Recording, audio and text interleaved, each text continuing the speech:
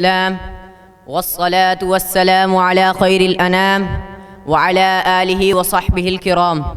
أما بعد، أحبتي الكرام، في هذه الحفلة الميمونة أود أن أقدم أمامكم بعض التوجيهات حول موضوع يهم الوالدين والأساتذة، وهو تربية الأولاد.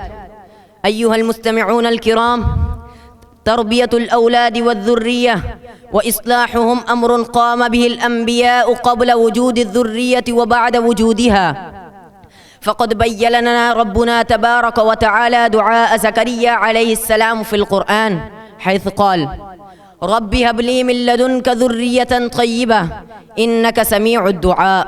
وكذلك نلاحظ اهتمام يعقوب عليه السلام بتربية أولاده وإصلاح عقيدتهم، حيث قال: أم كنتم شهداء إذ حضر يعقوب الموت إذ قال لبنيه ما تعبدون من بعدي.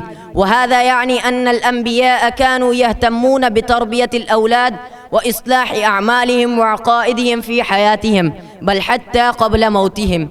أيها المستمعون الكرام، كل ولد عندما يولد فيكون مثل صفحة البيضاء، فيقبل كل شيء وينسجم حسب تربية الوالدين، كما ورد في الحديث: كل مولود يولد على الفطرة فأبواه يهودانه أو ينصرانه أو يمجسانه.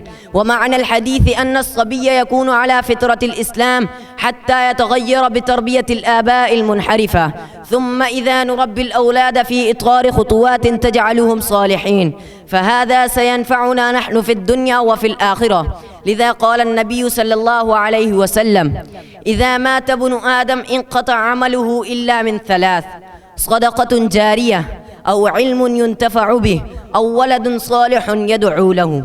ونستشف من هذا الحديث مكانة أهمية كبيرة لهذه القضية. أحبتي الكرام، التربية ليست مقصورة على تربية الجسم والاهتمام به من إصابة الأمراض والأسقام، بل يجب على الآباء أن يلاحظوا الجانب الأخلاقي والتربوي والروحاني أكثر من الجانب البدني، لأن الخلل في الجسم أو إصابة أي مرض يفضي إلى إنهاء الحياة الدنيا. وأما الخلل في الجانب التربوي والروحاني يشكل